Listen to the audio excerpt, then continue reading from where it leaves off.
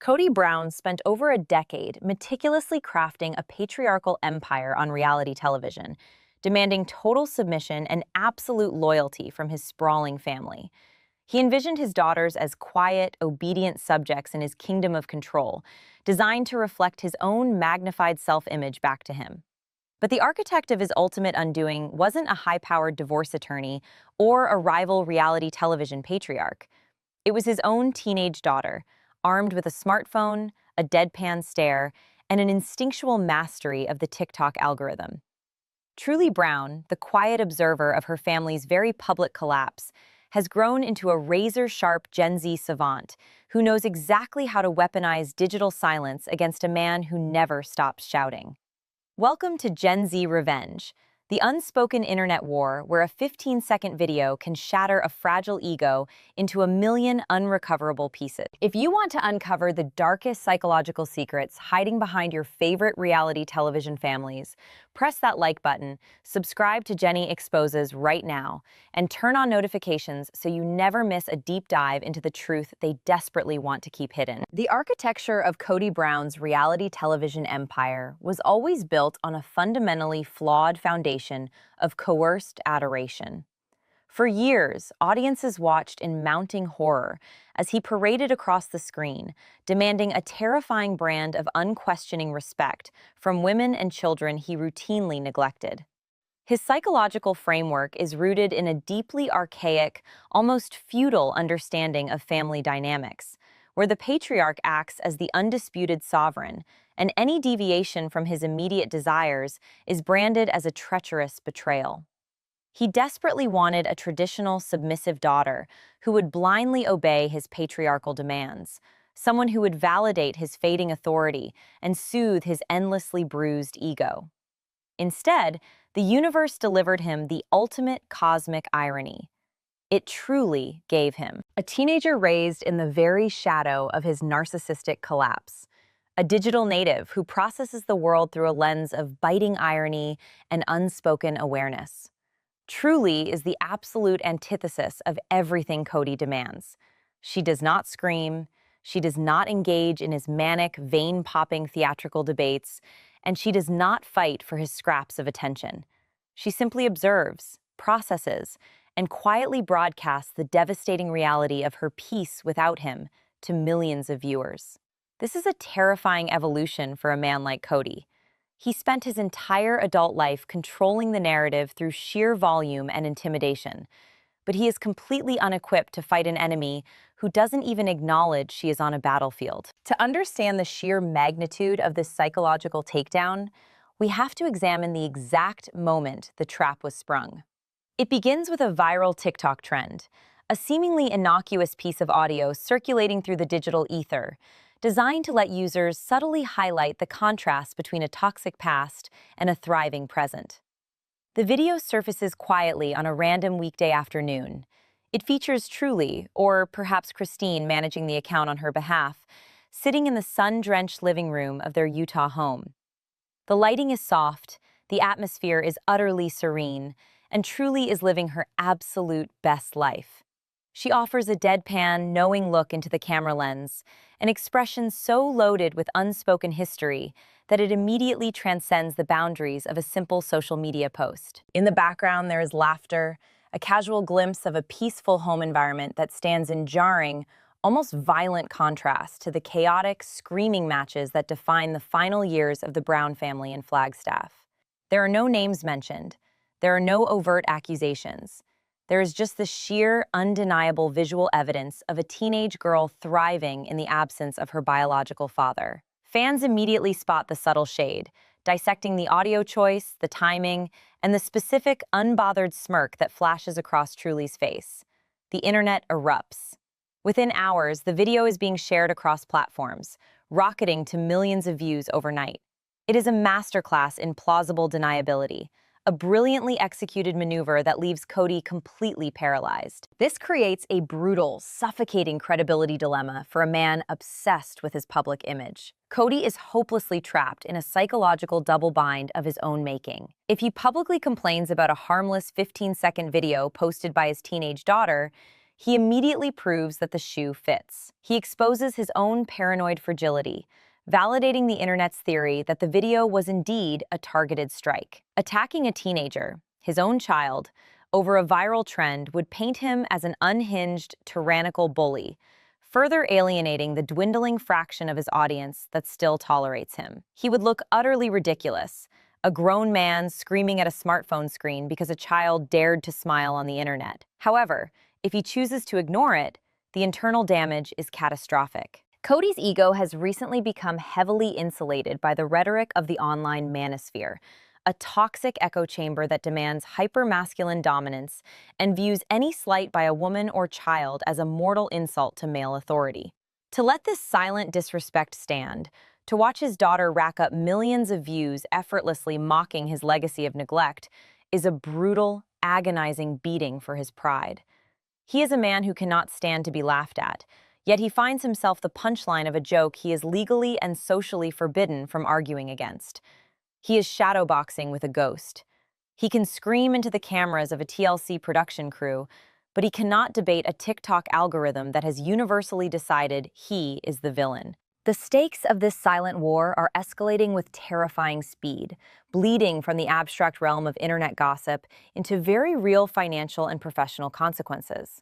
Commentary channels on YouTube and amateur sleuths on Reddit immediately seized upon the clip, freezing frames, analyzing body language, and broadcasting the stark reality of Truly's post to massive, highly engaged audiences. The narrative spins completely out of Kody's control. Every view, every like, every comment laughing at his expense acts as a digital nail in the coffin of his public persona. This unprecedented PR nightmare detonates precisely at the most disastrous possible moment for Kody. Behind the scenes, he has been furiously attempting to paint himself as the victimized, alienated father in his ongoing public and legal skirmishes over custody and familial assets. His entire defense strategy relies on convincing the world, and potentially the courts, that he is a loving patriarch unjustly separated from his children by a bitter, manipulative ex-wife. But Truly's completely unbothered digital footprint shatters that illusion instantly. A victimized, alienated child does not post ironic TikToks racking up millions of likes. A traumatized daughter longing for her estranged father does not flash a knowing, sarcastic smile while eating a bowl of cereal in her mother's peaceful kitchen. The internet serves as an undeniable real-time character witness, and the jury of public opinion returns a unanimous verdict. Truly is perfectly fine, and Kody is completely irrelevant. The absolute knockout blow in this digital war of attrition lies in the devastating psychological juxtaposition between the television screen and the smartphone screen. Picture the heavily edited, highly dramatized footage broadcast to millions on TLC. Kody Brown is pacing the length of an expansive, heavily mortgaged property in Flagstaff, his face flushed a dangerous, mottled crimson. The veins in his neck bulge against his collar as he launches into another unhinged, spittle-flecked rant about loyalty, patriarchal respect, and the deeply perceived betrayals of his wives and children. He violently gestures toward the cameras, desperate to force the audience to see him as the ultimate martyr, a man crucified by the insubordination of his own bloodline. Now, cut instantly away from that exhausting, manic display of masculine fragility. Shift your gaze to a 6-inch smartphone screen illuminating the palm of your hand. There is Truly, sitting casually beside her new stepfather, David Woolley. The video is a mere 15 seconds long. There are no monologues, no dramatic musical swells engineered by a production team, and absolutely no screaming. David is simply smiling, a quiet, grounding presence radiating genuine paternal warmth, while Truly flashes a peace sign to the camera with a relaxed, entirely unbothered grin. The contrast is visceral, almost shocking in its raw authenticity. In a fraction of a minute, this silent digital postcard completely dismantles hundreds of hours of Kody's meticulously constructed television victimhood. It proves beyond a shadow of a legal or moral doubt that the screaming patriarch was never the glue holding the family together. He was the toxic element they all needed to survive escaping. This searing contrast exposes Kody's ultimate behavioral flaw, laying bare a fascinating psychological character study of a man drowning in his own irrelevance. His entire existence is predicated on a desperate, frantic need to control the narrative of the Brown family. For decades, he dictated the terms of engagement. He decided who was interviewed, what storylines were pushed, and how the patriarchal hierarchy was presented to the adoring public. He controlled the finances, he controlled the physical movements across state lines, and he believed, with absolute narcissistic certainty, that he controlled their minds. But this reality television autocrat completely failed to anticipate the democratizing power of the modern internet. His absolute need to micromanage his family's image violently crashes into his total inability to control a decentralized digital landscape. He cannot manipulate an algorithm. He cannot bully a comment section into submission. And, perhaps most humiliatingly of all, he cannot control his ex-wife's Wi-Fi password. The walls of his carefully curated kingdom have been breached, not by an invading army, but by a teenager casually swiping on a touchscreen from a comfortable couch a state away. The realization of this impotence is a slow, agonizing psychological asphyxiation for a man who demands total dominance. He is trapped in a glass box, screaming at a world that is no longer forced to listen, watching helplessly as his own daughter dismantles his legacy, pixel by pixel. In a frantic bid to regain the upper hand, the panic behind the scenes becomes palpable. Sensing the catastrophic shift in public perception, the machinery of Kody's bruised ego kicks into overdrive, resulting in a hilariously transparent and ultimately failed emotional appeal. Suddenly, anonymous sources and suspiciously timed leaks begin filtering into the tabloid ecosystem, painting a desperate counter-narrative.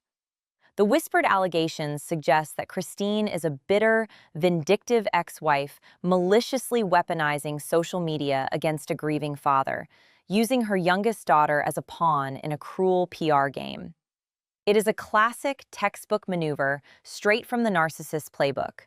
When your own behavior is exposed, project your malice onto your victims.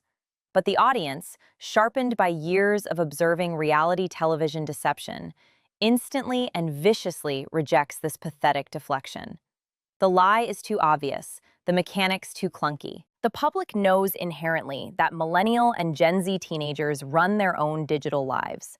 The idea that Christine is meticulously choreographing trending TikTok dances or scripting subtle algorithmic shade is laughable to anyone who has ever interacted with a modern 15-year-old. Truly does not need a director, a scriptwriter, or a vindictive mother to help her expose the truth.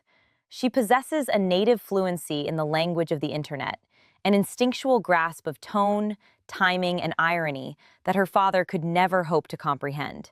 The leak backfires spectacularly, solidifying Kody's image not as a victim, but as a desperate, out-of-touch middle-aged man trying to wage a PR war against a child he never bothered to understand. This failed smear campaign brings us to the darkest, most profoundly cynical layer of this entire saga: the staggering, suffocating thematic hypocrisy.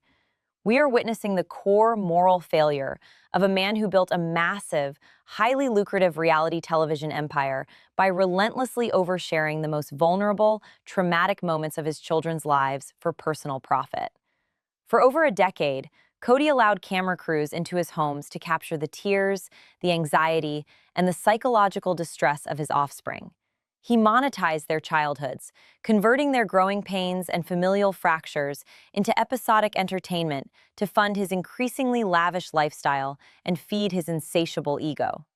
He demanded they perform their trauma for a paycheck, never once considering their right to privacy or emotional safety. Yet the very second his teenage daughter decides to share her own perspective online, for free, on her own terms, and without his directorial oversight, he throws a catastrophic, behind-the-scenes tantrum. The hypocrisy is absolute and unapologetic. He views his children's public visibility as a resource he has the exclusive right to mine, and any independent expression is treated as a severe intellectual property theft. He is utterly terrified of Truly's free speech because, unlike the highly edited confines of TLC, the internet does not afford him a producer credit or Final Cut approval. He cannot edit out the neglect. He cannot splice together a scene to make himself look like the hero.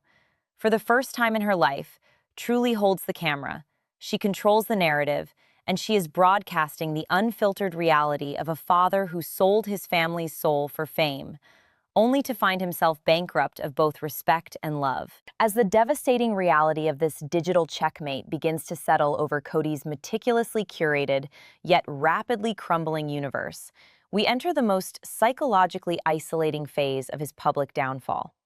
This is the reality check, the terrifying moment of absolute isolation where the echo chamber goes completely silent. For years, whenever Kody faced a wave of public backlash for his overt mistreatment of his wives or children, he could always retreat into the darkest, most aggressively patriarchal corners of the internet to find solace. He had cultivated a small but fiercely vocal battalion of conservative defenders and manosphere loyalists who would eagerly champion his right to absolute domestic supremacy, parroting his twisted rhetoric about respect and submission.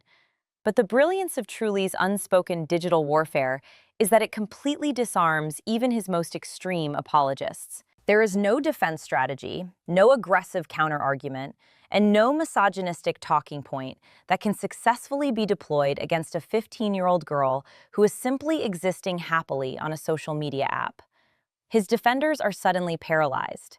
If they attempt to attack Truly, to dissect her harmless videos, or hurl insults at a teenager for smiling alongside her stepfather, they instantly shatter the illusion of righteous masculinity they so desperately try to project, revealing themselves instead as weak, pathetic bullies terrified of a child's happiness. Kody is left entirely abandoned on the digital battlefield, turning around to find that his loyal army has quietly deserted him, refusing to die on a hill constructed entirely of a teenager's TikTok views.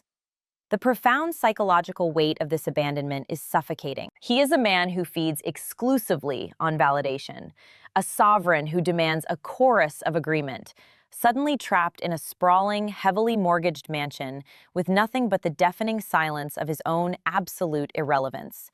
He has been outmaneuvered, outsmarted, and entirely outmatched by the casual, effortless humor of a high school student who doesn't even view him as a worthy adversary. This staggering asymmetry of power brings us to the ultimate point of no return, the final, unalterable conclusion of a public relations war that Kody never even realized he was losing until the devastating final blow had already been struck. The landscape of celebrity and public influence has violently shifted beneath his feet, rendering his entire playbook utterly obsolete. Kody operates on an antiquated analog frequency, believing that whoever screams the loudest, commands the most camera time, and demands the most dramatic lighting will inherently control the narrative. He is completely blind to the fact that the modern currency of influence is authenticity, a currency Truly possesses in absolute, undeniable abundance. Her casual social media engagement, requiring zero production budget, no scripted talking points, and no fabricated drama, completely surpasses the reach and impact of Kody's entire reality television empire. She does not need to sit on a heavily lit soundstage and weep to an invisible producer to make the world understand her reality. She only needs to press a single button, upload a fleeting moment of genuine peace, and let the algorithm do the heavy lifting.